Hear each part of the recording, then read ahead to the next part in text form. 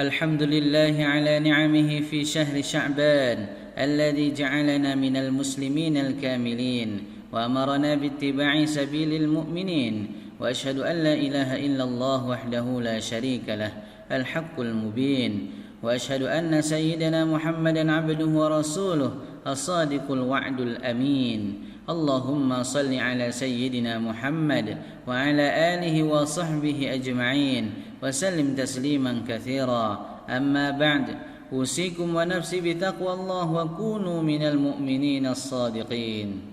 Jemaah Jumat yang dirahmati Allah, hari ini kita berada di pertengahan bulan Sya'ban. Sebentar lagi kita akan bertemu dengan bulan Ramadan yang mulia. Ini merupakan bagian dari nikmat Allah yang besar, bahwa kita insya Allah akan mendapatkan kesempatan berjumpa dengan tamu istimewa yang penuh keutamaan, baik malam maupun siangnya. Mungkin karena itulah sebagian orang-orang saleh berdoa agar dipertemukan dengan bulan Ramadan. Allahumma barik lana fi Rajab wa Sya'ban wa ballighna Ramadan. Ya Allah, berkahilah kami di bulan Rajab dan Sya'ban, serta pertemukanlah kami dengan bulan Ramadan. Jemaah Jumat yang dirahmati Allah, salah satu hal yang perlu disiapkan seorang mukmin dalam menyambut Ramadan adalah persiapan ruhiyah. Agar saat memasuki Ramadan, jiwa kita relatif lebih bersih dan tidak terkotori dengan penyakit ruhani. Tazkiyatun nafs, penyucian jiwa, salah satunya adalah dengan jiwa pemaaf. Di sini perlu kita tegaskan bahwa saling memaafkan sebelum Ramadan secara khusus tidak ada hadis sahih yang menjelaskan bahwa Rasulullah dan para sahabat membiasakannya.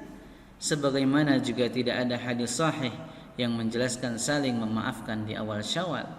Namun, memaafkan adalah salah satu bentuk tazkiyatun nafs, penyucian jiwa yang bisa dilakukan kapan saja. Maka, memasuki Ramadan dengan telah memaafkan orang lain adalah keniscayaan bagi kita, sehingga kita berpuasa dan beribadah di bulan Ramadan dalam keadaan jiwa yang bersih dan mulia. Jemaah Jumat yang dirahmati Allah, di dalam Al-Quran banyak sekali firman Allah yang memerintahkan kita untuk memaafkan atau menunjukkan keutamaan pemaaf. Setidaknya pada 7 surat Allah Subhanahu wa taala berfirman mengenai memaafkan itu. Di antaranya adalah pada surat Ali Imran ayat 134 dan surah An-Nisa ayat 149. Kita mulai dari surah An-Nisa ayat 149. A'udzu billahi minasyaitonir rajim. Bismillahirrahmanirrahim. In tubdu khairan aw tukhfuhu aw ta'fu 'an su' fa innallaha kana 'afuwan qadira. Allah Subhanahu wa taala berfirman, jika kamu melahirkan suatu kebaikan atau menyembunyikan atau memaafkan sesuatu kesalahan orang lain, maka sesungguhnya Allah Maha Pemaaf lagi Maha Kuasa. Menjelaskan ayat ini, Sayyid Qutb dalam tafsir Fi Dhilalil Quran mengatakan, demikianlah manhaj Tarbawi mengangkat jiwa yang beriman dari kaum muslimin ke tingkatan yang lain.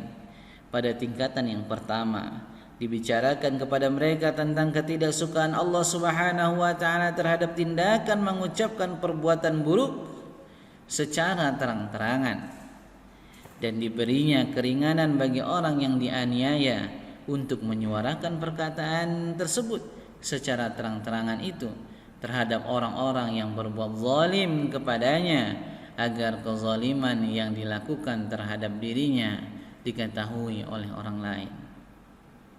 Pada tingkatan kedua, diangkatnya mereka seluruhnya untuk melakukan kebaikan, dan diangkatnya jiwa orang yang dizalimi kalau dapat menyadari untuk memaafkan dan berlapang dada terhadap yang bersangkutan sesuai dengan kemampuannya. Ini merupakan tingkatan yang lebih tinggi dan lebih bersih.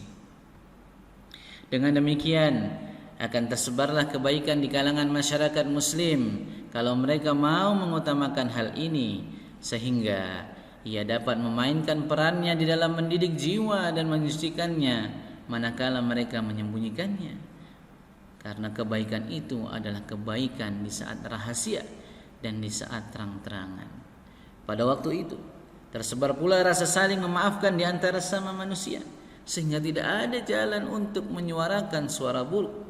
Hanya saja kepemaafan itu hendaknya dari orang yang mampu melakukan pembalasan, namun ia memaafkannya, bukan timbul dari ketidakmampuannya. Dia bisa untuk membalas, tetapi dia lebih memilih untuk memaafkan. Hendaklah yang demikian itu dilakukan karena meniru akhlak Rasulullah yang berkuasa. Hendaklah yang demikian itu dilakukan karena meniru akhlak Allah yang berkuasa melakukan pembalasan, tetapi Allah Maha memaafkan. Fa innallaha kana 'afuwan qadira. Maka sungguhnya Allah Maha Pemaaf lagi Maha Kuasa.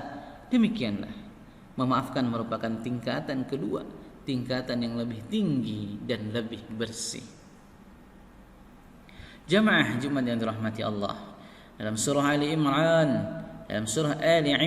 Allah Subhanahu wa taala berfirman, "Wasari'u ila maghfiratin min rabbikum." Dan bersegeralah kamu kepada ampunan dari Tuhanmu.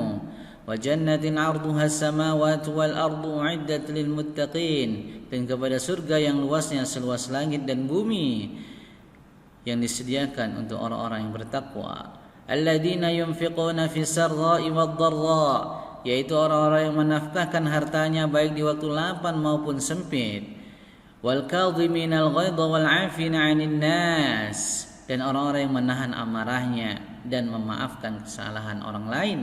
Wallahu yuhibbul muhsinin, Allah menyukai orang-orang yang berbuat kebaikan. Salah satu karakter orang yang bertakwa yang telah disediakan ampunan dan surga bagi mereka adalah memaafkan sesama. Ibnu Katsir ketika menafsirkan ayat 134 tersebut menjelaskan, yaitu selain menahan diri, tidak melampiaskan kemarahannya, mereka juga memaafkan orang yang telah berbuat aniaya terhadap dirinya, sehingga tiada suatu unek-unek pun yang ada dalam hati mereka terhadap orang lain. Hal ini merupakan akhlak yang paling sempurna, karena itulah dalam akhir ayat disebutkan, wallahu yuhibbul muhsinin, Allah menyukai orang-orang yang berbuat kebaikan. Dalam tafsir yang sama, Ibnu Katsir mengetengahkan 3 hadis keutamaan orang-orang yang memaafkan. Yang pertama, bertambahnya kemuliaannya. Rasulullah bersabda, tiada harta yang berkurang karena sedekah. Allah tidak menambah seorang pemaaf kecuali kemuliaan, dan tiada orang yang tawadhu karena Allah, melainkan Allah mengangkat derajatnya. Yang kedua, dibangunkan bangunan mulia di surga dan ditinggikan derajatnya. Barang siapa yang menginginkan bangunan untuknya di surga dimuliakan dan derajatnya ditinggikan, hendaknya ia memaafkan orang yang berbuat aniaya kepadanya. Yang ketiga, dimudahkan masuk surga. Diriwayatkan dari Ad-Dhahhak dari Ibnu Abbas, Rasulullah sallallahu alaihi wasallam bersabda, apabila hari kiamat tiba, ada seruan yang memanggil, di manakah orang yang suka memaafkan orang lain? Kemarilah kalian kepada Tuhan kalian dan ambillah pahala kalian. Dan sudah seharusnya bagi setiap orang muslim masuk surga bila ia suka memaafkan. Rasulullah sallallahu alaihi wasallam memberitahu para sahabat bahwa sebentar lagi akan datang seorang laki-laki penghuni surga. Tak lama kemudian datang seorang laki-laki Ansar tanpa banyak bicara.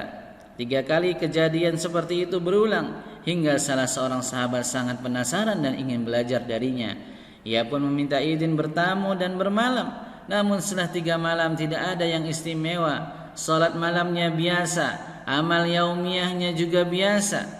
Merasa tidak berhasil menemukan rahasianya, ia pun pamit pulang sambil menceritakan niat sebenarnya kepada laki-laki Ansar tersebut.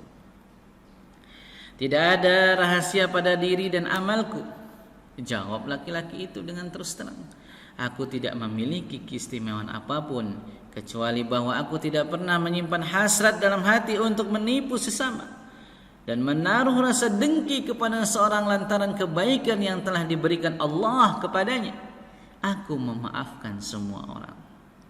Mendengar jawaban laki-laki itu, sahabat tadi berkata, inilah yang telah mengangkat derajat Anda menjadi penghuni surga, sebagaimana yang disabdakan Rasulullah Sallallahu Alaihi Wasallam.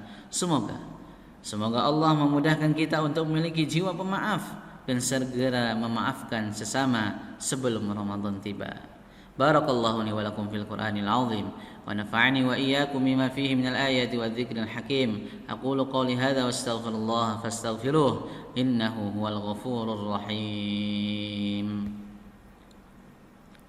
Alhamdulillahi ala ihsanihi wa syukru lahu ala taufiqihi wa imtinanihi wa asyhadu an la ilaha illallah wahdahu la syarika lah wa asyhadu anna sayyidana Muhammadan 'abduhu wa rasuluhu ad-da'i ila ridwanihi. Allahumma salli ala sayyidina Muhammad wa ala alihi wa sahbihi wa ashabihi wa sallim tasliman katsira amma ba'd.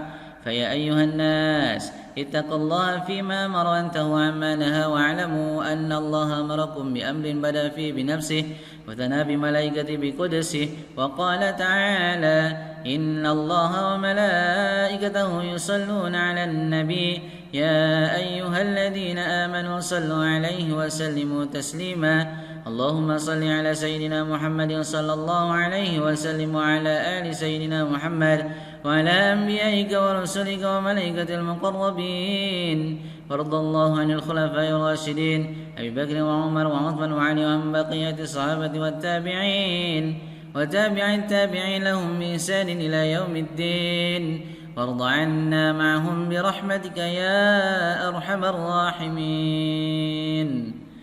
اللهم اغفر للمؤمنين والمؤمنات والمسلمين والمسلمات الأحياء منهم والأموات.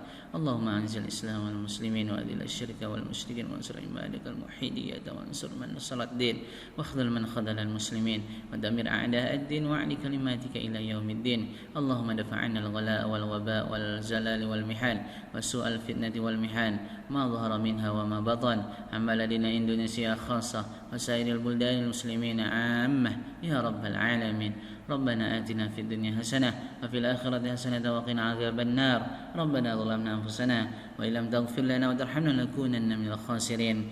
الحمد لله رب العالمين. عباد الله إن الله يأمر بالعدل والإحسان وإيتاء ذي القربى وينهى عن الفحشاء والمنكر والبغي يعظكم لعلكم تذكرون. فاذكروا الله العظيم يذكركم واشكروه على نعمه يزدكم ولذكر الله أكبر.